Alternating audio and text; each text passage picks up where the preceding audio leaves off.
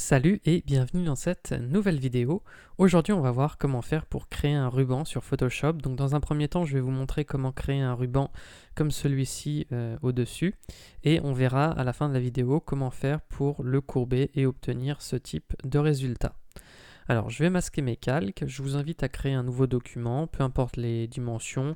Bon ici j'ai fait 1280 par 720 pixels, mais de toute façon ici je vais travailler à vue d'œil. Donc ce que je vais faire c'est que je vais prendre ici l'outil forme et je vais dessiner un rectangle. Alors vous voyez là je le dessine à vue d'œil comme je vous l'ai dit. Si vous voulez lui donner des dimensions précises, vous pouvez très bien faire un clic et puis ici choisir une largeur et une hauteur spécifique. Donc ici j'ai créé mon rectangle. Alors il est peut-être un peu large. Si je veux le retransformer, modifier ses dimensions, disons, je fais commande T et puis vous voyez commande T ou CTRL T sur PC et je peux le redimensionner comme je souhaite. Donc admettons que je le crée de cette taille. Donc vous pourrez faire varier la taille en largeur, en hauteur, c'est comme vous voulez. Je vais maintenant donc lui mettre une couleur. Alors pour lui mettre une couleur, je peux aller ici dans fond. Donc je sélectionne le rectangle, je vais dans fond et je choisis une couleur. Alors admettons que je prenne un bleu. Voilà, tout à l'heure j'avais pris ce bleu là. Vous avez le code hexadécimal ici. Mais évidemment, vous pouvez prendre la couleur que vous voulez. Ça sera tout l'intérêt, je pense, de créer un ruban personnalisé. Donc, je vais faire OK. Et maintenant, ce que je vais faire, c'est que je vais faire commande J. Alors, je vais supprimer... Non, je vais mettre tous mes anciens calques dans un groupe que je vais masquer. Voilà, pour ne pas vous gêner. Et donc, ce duplicata qui se situe du coup ici, ce que je vais faire, c'est que je vais le placer par là et je vais faire surtout... je vais d'abord changer sa couleur. Alors, pour changer sa couleur, je peux retourner dans fond ici et puis je mets une autre couleur. L'inconvénient, c'est que des fois, ça s'actualise mal. Donc sinon, ce que vous pouvez faire, parce qu'en fait, l'intérêt, ça peut être de reprendre la même couleur, vous voyez, et puis de la changer. Mais si je la change ici dans le sélecteur, elle ne s'actualise pas ici. Donc ce que je peux faire, c'est aller ici dans les options de fusion, faire incrustation couleur. Et je vais faire un clic, voilà, j'ouvre le sélecteur de couleurs, je fais un clic ici, je fais OK, OK. Donc là, j'ai mon incrustation couleur, et maintenant si je change, normalement ça peut s'actualiser en direct. Voilà, vous voyez à chaque fois que je rechange de couleur, ça s'actualise. Donc l'intérêt c'est de reprendre la même couleur et puis de glisser vers peut-être quelque chose de plus clair. Voilà, bon moi j'aime bien faire ça pour repartir de la même couleur et voir l'évolution en direct pour trouver la couleur qui me plaît le mieux. Ça m'évite de refermer et d'ouvrir des panneaux à chaque fois. Donc là par exemple je trouve que c'est pas mal, donc je vais faire OK. Je fais entrer.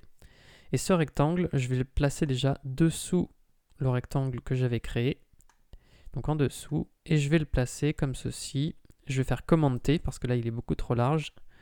Je vais faire commande T et je vais le redimensionner pour le placer à peu près comme ça. Donc après vous pouvez lui donner la taille que vous voulez, évidemment. Vous pouvez le placer plus ou moins haut. Pourrait le placer comme ça, comme ça. Donc admettons que je le déplace encore un petit peu vers le bas. J'utilise les flèches du clavier ici et que je le place comme ceci. Ce que je peux faire, c'est lui placer, c'est créer un effet ici. Donc ce que je vais faire, c'est que je vais prendre mon outil plume ici, ajout de point d'ancrage. Alors comme ma forme est sélectionnée, ça fonctionne tout de suite. Alors là, je me suis pas fait de repère, mais sinon ce que je pourrais faire, alors je vais faire entrer. Si vous voulez le faire pile au milieu, ce que vous faites, c'est que on peut... alors, soit voilà. Bon, alors, je pourrais utiliser ce rectangle-là, comme ils font la même taille avec les repères, ça peut m'aider.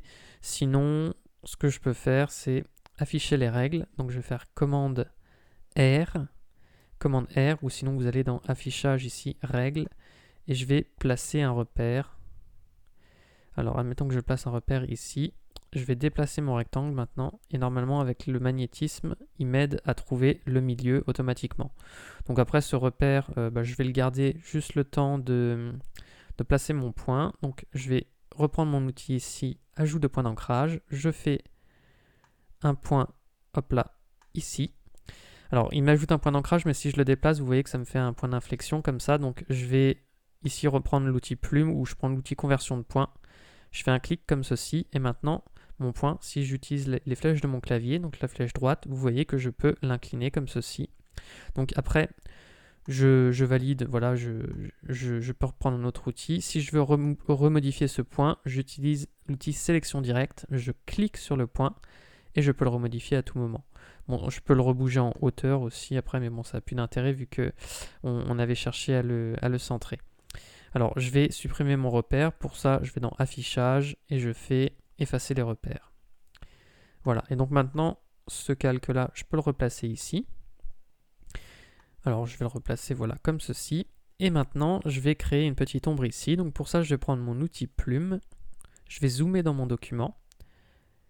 Voilà, j'hésite pas à zoomer beaucoup. Je vais faire un clic ici. Ensuite, je vais cliquer ici. Et vous voyez, je crée un triangle comme ceci. Donc comme j'ai bien zoomé, j'ai des traits qui sont bien droits. Donc j'ai pas de problème avec ça. Et ici, je vais changer la couleur. Alors, on peut changer la couleur comme on avait vu tout à l'heure. Ici, je vais prendre un bleu plus foncé, comme ceci. Vous pouvez évidemment repasser par les options de fusion si vous le souhaitez. Moi, je vais faire comme ça. Et à présent, ce que je vais faire, c'est que ces deux calques du dessous, je vais les sélectionner. Donc, je suis sur forme 2 ici. Je vais sélectionner en maintenant Shift enfoncé mes deux calques. Et je vais faire Command J ou Ctrl J sur PC pour les dupliquer. À présent, pendant que ces duplicata sont sélectionnés, je vais aller dans Édition, Transformation, Symétrie, Axe horizontal. Je vais les déplacer comme ceci vers l'autre côté. Je maintiens Shift enfoncé parce que ça m'évite de déplacer mon objet sur deux axes, en hauteur et sur l'axe vertical et sur l'axe horizontal. Je vais maintenir Shift et comme ça je ne le déplace que sur un seul axe et je le place à peu près ici. Alors si je ne suis pas exactement au bon endroit, je zoome. Et vous voyez, je peux utiliser les flèches de mon clavier pour déplacer mes calques et les placer correctement. Donc là je suis bien. Et bah du coup maintenant ce que je peux faire c'est tout simplement grouper, je peux grouper tous mes calques dans un seul groupe que je vais appeler ruban, comme ceci. Alors là mon ruban est terminé. Ce que je peux faire bah, du coup c'est écrire du texte dedans. Donc je peux prendre l'outil texte et puis écrire. Voilà, je vais écrire ruban. Je vais faire Command T parce que là mon texte est beaucoup trop grand. Je fais Command T pour le redimensionner. Je maintiens Shift et Alt enfoncé. Je le redimensionne comme ceci. Je fais entrer. Et puis là je le place comme je veux. Alors si je veux le centrer par rapport à mon ruban, ce que je fais c'est que je sélectionne ici mon texte ruban. Je sélectionne le groupe en maintenant Shift enfoncé. Et ici, en étant sur l'outil déplacement, j'ai accès à ces icônes et je clique sur ici l'icône centrée. Et ça me centre mon texte, comme ceci. Alors à présent, donc, si je veux déformer ce ruban et lui donner une forme arrondie, je vais faire Command J, Ctrl J sur PC pour dupliquer ce calque. Je vais le déplacer en dessous et je vais faire clic droit, fusionner le groupe. À présent, du coup, j'ai plus qu'un seul calque, tout est sur un seul calque. Je vais supprimer une partie de mon ruban. Alors, en fait, il y a plusieurs manières. Soit je vais redupliquer ce calque et je vais vous montrer une première manière de faire. La première manière, c'est de prendre ici mon outil rectangle de sélection. Je vais me mettre ici. Je vais sélectionner cette partie. J'appuie sur la touche Delete de mon clavier ou supprimer et j'enlève cette partie. Je fais Command D pour désélectionner. Et maintenant, cette partie, ce que je vais faire, c'est que je vais aller dans Transformation. Je vais faire Déformation. Et là, je vais baisser, vous voyez, ces points-là. Alors, j'essaie de les garder alignés, mais je vais les baisser, comme ceci. Alors, je peux baisser, par exemple, aussi peut-être celui-ci. Bon, après, vous pouvez baisser les points que vous voulez. Moi, je vais baisser, par exemple, uniquement ceux-là. Voilà, comme ceci, je fais entrer. Et à présent, je vais faire Command J, encore une fois. Édition, transformation, symétrie axe horizontal. Et ce calque, je le déplace ici. Alors je maintiens Shift enfoncé pour le déplacer sur un seul axe. Et vous voyez que ça m'a arrondi, ça m'a courbé un peu mon ruban. Alors je pourrais accentuer l'effet. Et puis une autre manière de faire, ce serait... Alors, c'était pas ce calque-là, voilà, c'était celui-ci qu'il fallait que je prenne. Et puis sinon, ce que vous pouvez faire, c'est tout simplement aller dans Édition, Transformation, Déformation, et puis déformer le ruban. Vous voyez, là, je vais descendre tous les points d'un côté, et puis vous pouvez le faire manuellement pour avoir quelque chose peut-être de plus irrégulier. Vous voyez, là, je vais remonter ici. Je remonte ce point-là. Ici, je pourrais aller dans l'autre sens. Bon, je fais ça rapidement, mais vous comprenez l'idée. Vous pouvez le déformer un peu comme vous le souhaitez.